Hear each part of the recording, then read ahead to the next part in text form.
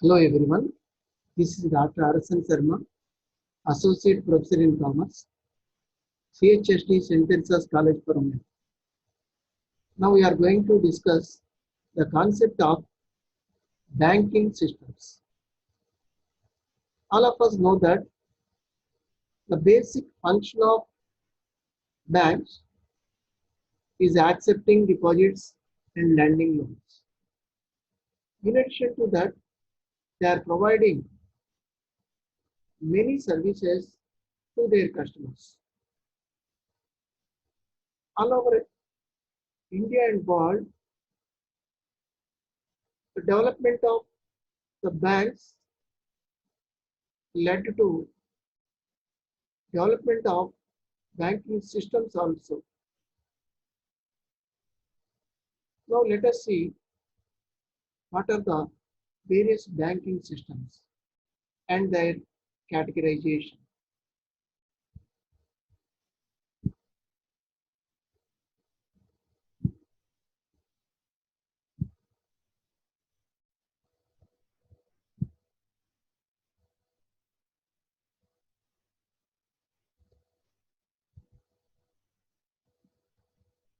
Systems of banking. This is for second BCom, third semester, for general computers and finance students. Systems of banking. Of course, we discussed that the primary function of any bank is accepting deposits and lending loans to its customers. But in addition to this, they are providing different services to their customers. So with the development of all these services and banks, various systems of banking have been being developed. How can we divide the systems into various categories? Of course, the categorization of systems can be done by following two methods here, that is according to organizational characteristics and according to functions. According to organizational characteristics. That means the organization, how it works, the structure of the bank or system, how it works. Depending upon that aspect, the systems are divided into these categories: unit banking, branch banking, chain banking, holding company or group banking, and according to functions. We know the functions, various functions are there. Basing on their functions of banks, we can divide them into merchant banking, deposit banking, investment banking, and mixed banking. Now let us see one by one. According to organizational characteristics. The first one, unit banking. As the name itself indicates, it is a single unit. The single office provides services to its customers, like accepting deposits and lending loans, providing ATM facilities, and various check transactions. But these activities are all confined to a particular region, particular area, particular locality. That is a concept of unit banking. Here in this context, we have to understand that the activities of this bank is limited to a particular area. Say, for example, one particular town or particular city or an area. The bank will not have branches. It will be only a single unit providing services to its customers.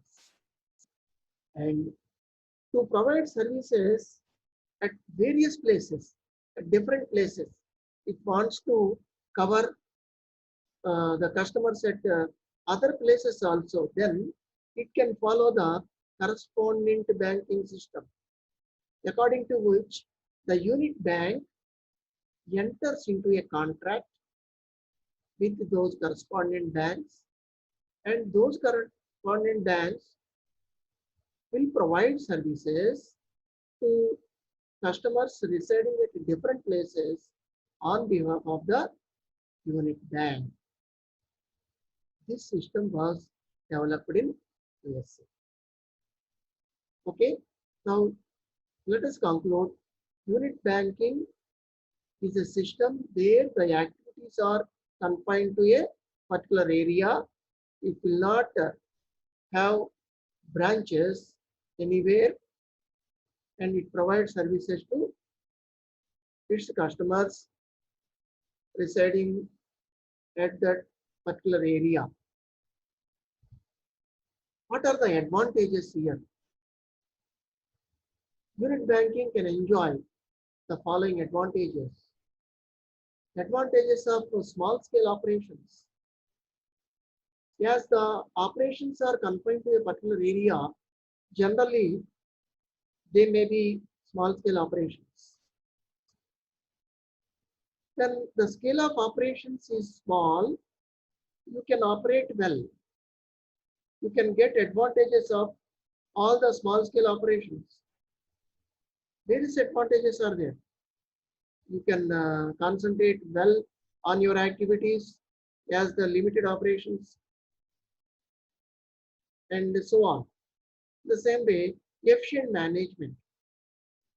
If the operations are on small scale, management of things also can be done efficiently and effectively.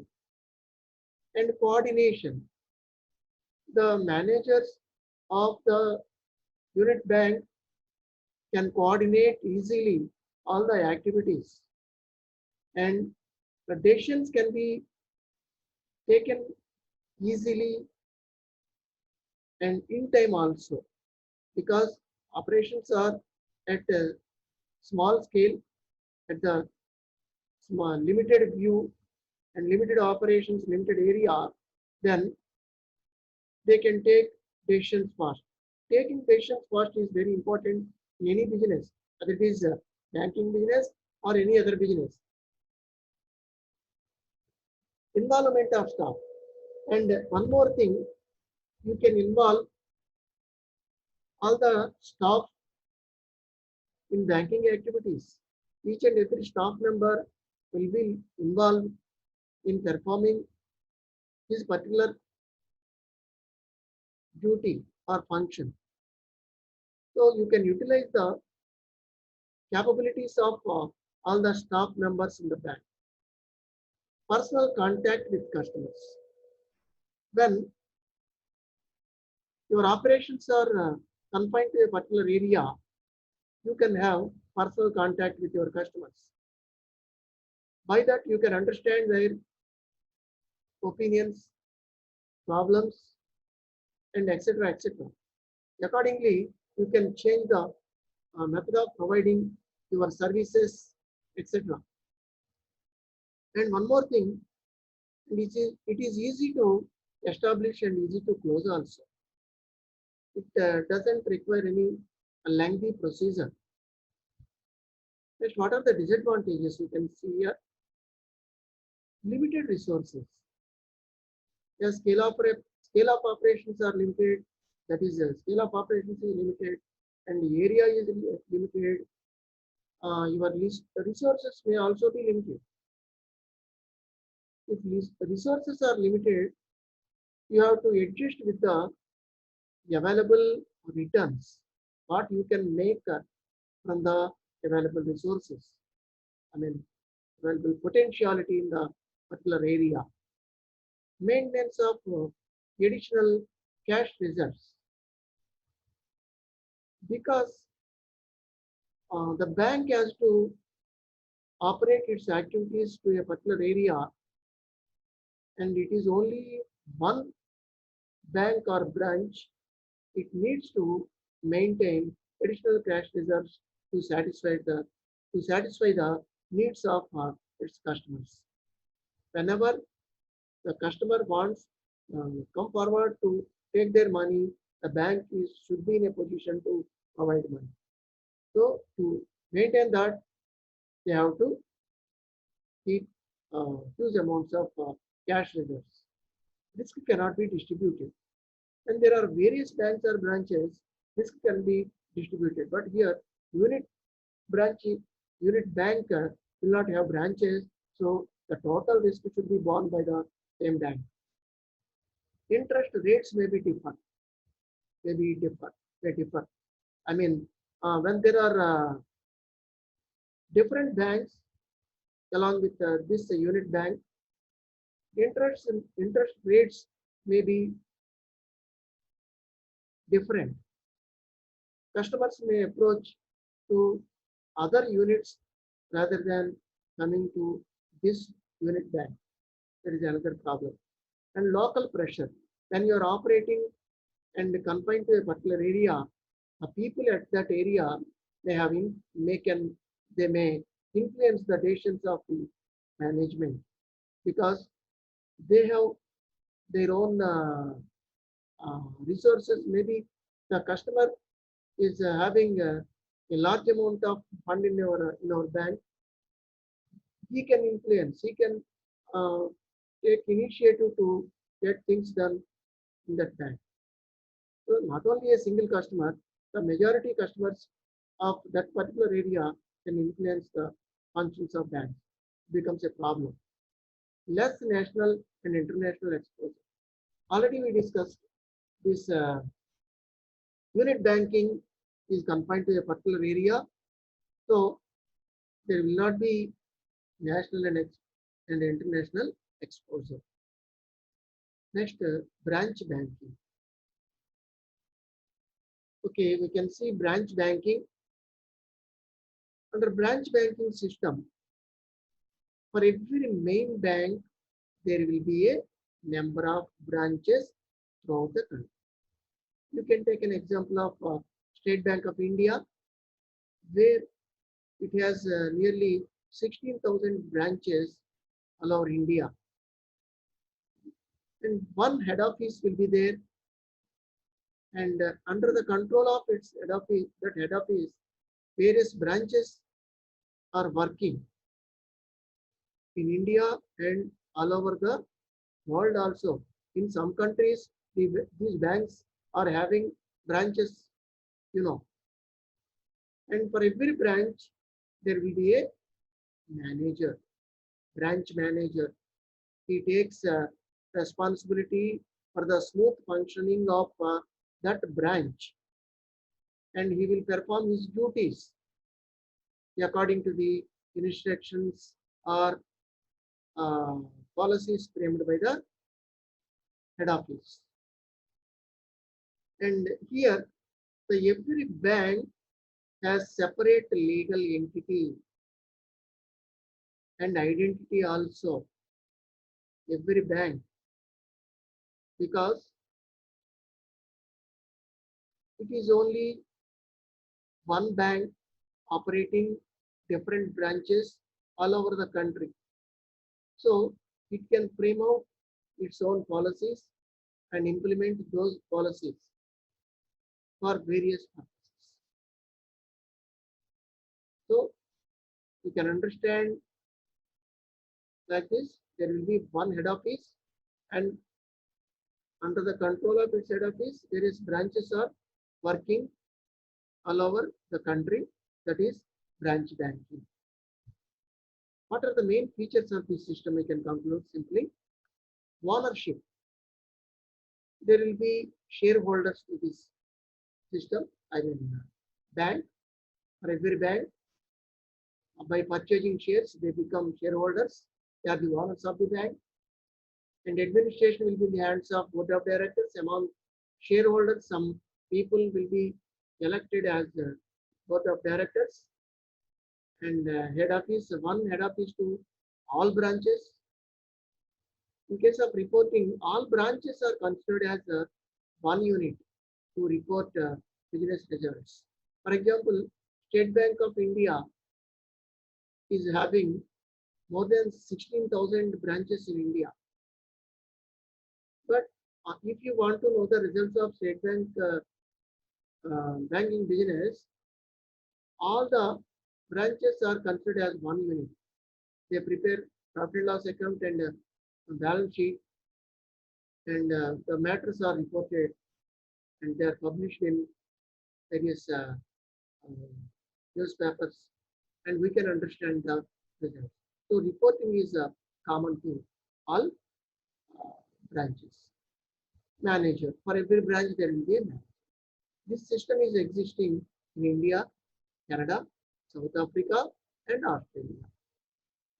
What are the advantages of these branch banking method? The economies of large scale operations. We can understand that various branches are there. We had already discussed there. In case of State Bank, we have so many branches. So they operate on large scale basis. So the economies of large scale we can derive. And improved efficiency and skills. If you are operating on large scale, you can improve your efficiency and develop your skills also. The staff can develop their skills.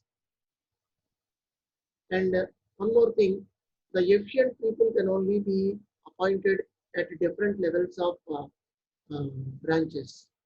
We can make use of their services. And one more thing, public confidence. On branch banking system, public will have very good confidence because they feel that their money will be in safe custody. The bank is having various branches, not only in their country, but also all over the world. So they feel secure. Spread of risk. One more advantage. There are so many branches, and because of that, if risk is there, that will be shared among all the branches. If it is in case of unit banking, it becomes a problem. All the loss should be borne by that unit bank only. But here, that is not in case of branch banking, where you can share the risk among the branches. The economic use of cash reserves. Each and every branch need to maintain cash reserves, but in case of necessity, they can adjust the cash reserves among themselves without any difficulty. So economic use of cash reserves can be ensured. Cheap remittance facility. All branches are maintaining various systems of remittances. Because of that, they can get benefit of low cost maintenance. Diversified investments.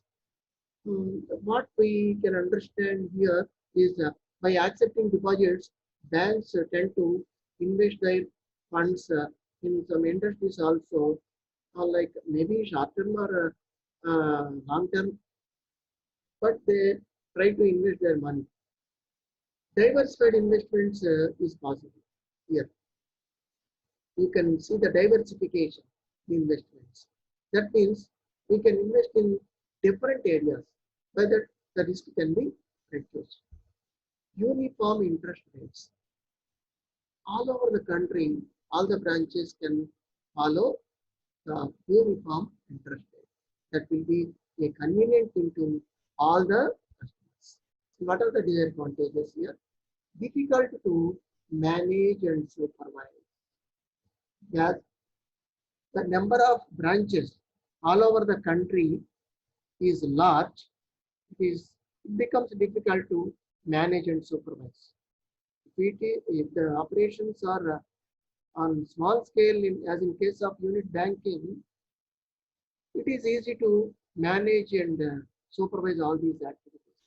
But whereas it is not possible in case of branch banking, where you can see a large number of branches operating at different places with large scale operations and delay in decisions also.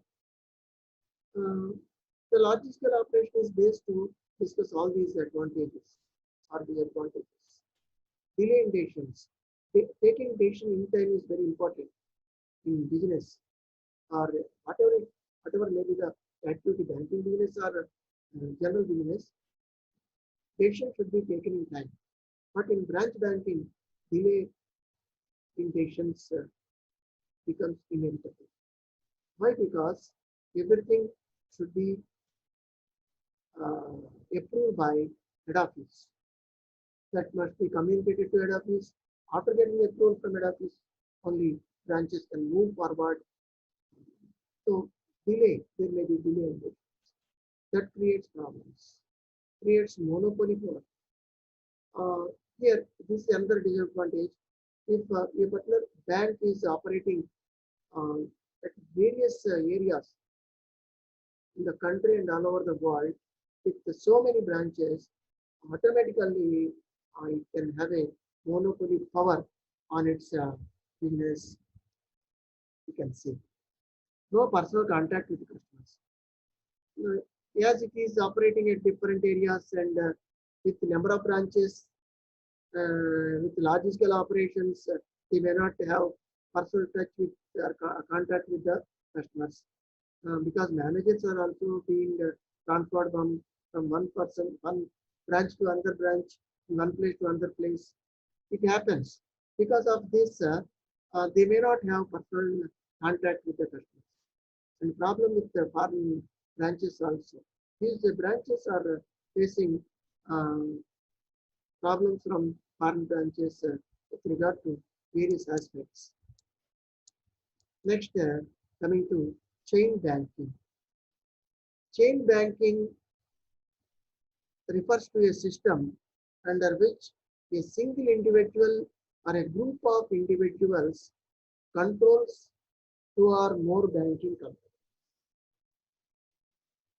Here, two or more banking companies are managed and controlled by a single or a group of persons. That is chain banking. How it happens? By purchasing shares in banks, they become owners of the banks. These people frame out the policies and implement the policies and exercise control on the operations of these banks. Generally, they belong to one particular family, and these banks, each and every bank will have separate legal entity and identity also. That is chain banking. Two or more banks are operated by one or more individuals belonging to one family. That is not compulsory. I mean, what I mean to say, the people need not belong to one family. Generally, it may happen. Single individual or more individuals. Group banking. Group banking is a system where you can see some banks working under the control of a holding company bank. Each bank in the group has a separate identity. You can say A bank is the holding bank. B, C, D, E, F, like that, till Z in alphabets, it has branches. So here, holding company bank is A bank, and it formulates various policies and procedures for the operation of banking activities in the country. And obviously, it will be on large scale basis. If it is on large scale basis, we can derive the benefits of large scale economies like low operating costs and various discounts also, and so many advantages we can derive because one branch, one bank, holding bank is operating many branches. In this group, each branch, each bank can be considered as a separate legal entity. And one more thing, the main advantage of these banks or the system of group banking, the banks need not maintain the cash. Of course, what is the cash reserve? Customers are depositing money, and whenever they want money, they come and take, they demand their money in banks. And the banks are taking deposits for the purpose of lending loans. So, between the two, accepting deposits and lending loans, there must be some ratio. That means banks must maintain some cash reserve to pay to its customers. If it is only one bank confined to a particular area without having any branches or banks, it has to maintain large amount of cash reserve. But here, the main advantage of group banking is each and every bank need not maintain large amount of cash. All banks can maintain some reserves. In case of demand, or if situation demands,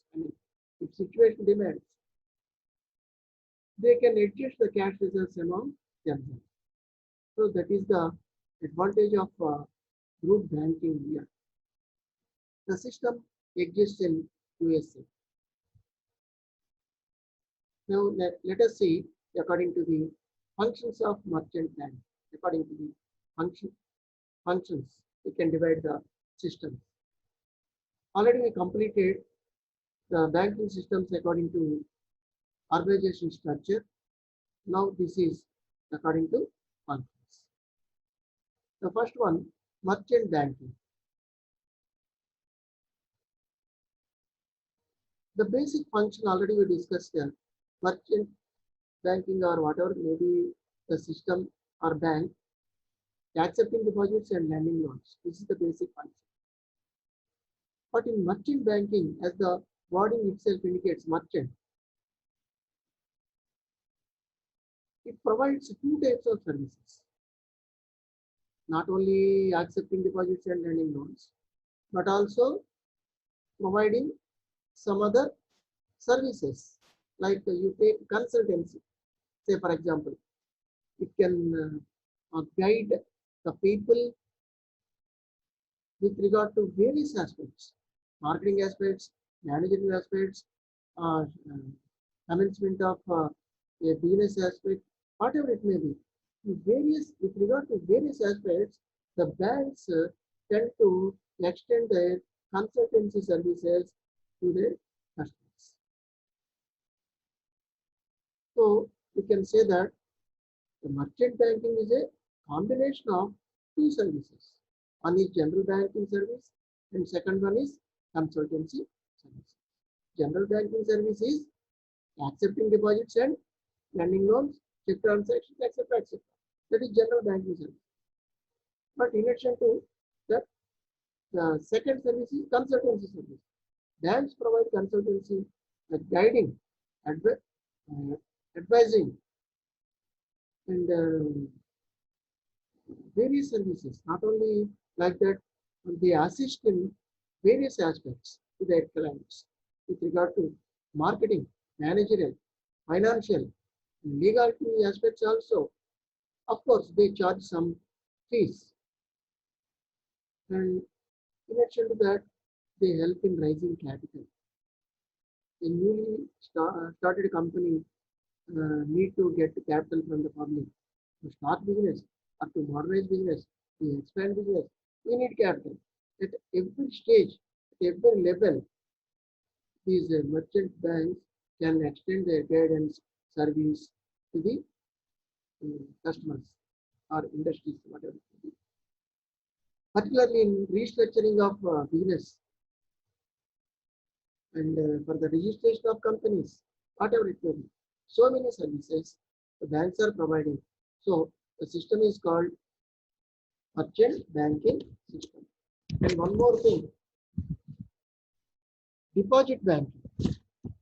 Deposit banking, as the name itself indicates, it is concerned with accepting deposits and lending loans. From the beginning, we have been discussing that is the basic function. What is the feeling of customers with regard to this aspect? Customers feel that their money will be in safe custody. They feel confident. They feel secured. So here, under deposit banking system also, they accept deposits and they lend loans. They act as custodians, trustees of these deposits. At any time, the customers may demand their money. Banks should be in a position to pay back their money, and they can take loans also on deposits.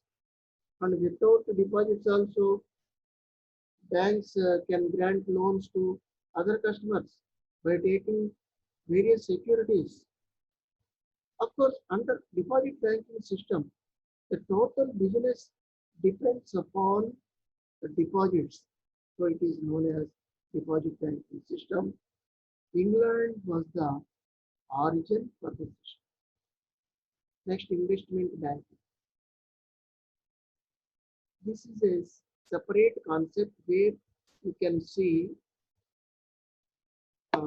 investment by banking, by banking system also, you can say.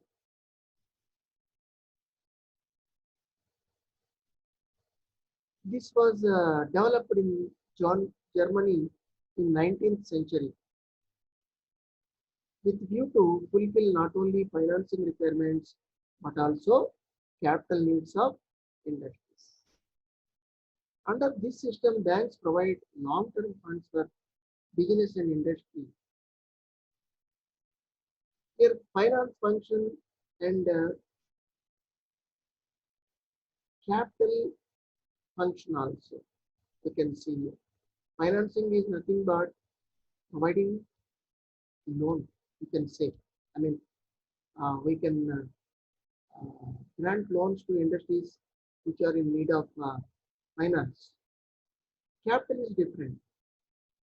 Companies need capital by issue of shares, debentures, etc., etc. Various other sources they collect money.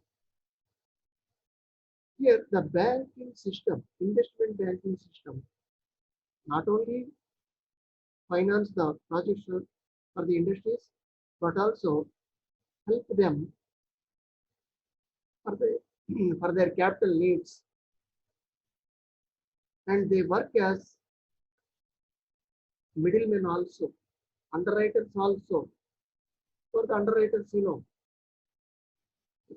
case of newly started company, there is no guarantee that public will take the shares of that company.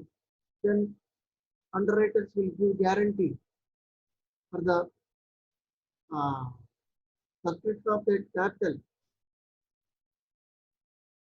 These banks undertake the responsibility of underwriters also, underwriting responsibility.